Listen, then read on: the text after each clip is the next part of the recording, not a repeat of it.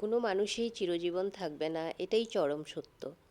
তো ছোটবেলাতে আমি যখন মুভি দেখতাম, তখন সবসময় আমার মনে এই কথাটা থাকতো যে ওরা যখন থাকবে না তখন তো ওদের পরিবারের মানুষগুলো ওদের আওয়াজ শুনতে পারবে, ওদের দেখতে পারবে।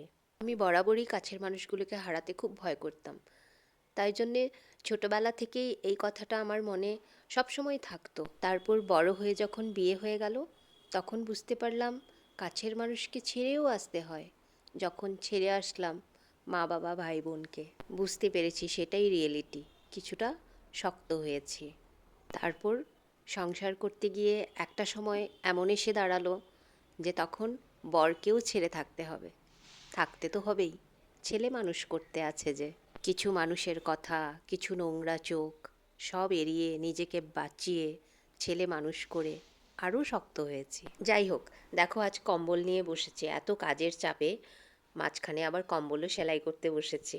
দিতেই পারতাম কাউকে সেলাই করতে, কিন্তু আমি বরাবর সাশ্রয়ে বিশ্বাসী, তাই ভাবলাম নিজেই সেলাই করে নিই। বর্ডারের সেলাইটা খুলে গেছিলো, তো সেটাই সেলাই করে নিলাম। আর সেই সেলাই করতে গিয়ে আমার রান্নার দেরি হয়ে গেল, তাই আজ সব কুকারে রান্না করব। দূরে থাকা আর ছেড়ে যাওয়ার পার্থক্যটা তখন বুঝতে পেরেছি যখন বাবা চলে গেল, তারপর শাশুড়ি মা চলে গেল।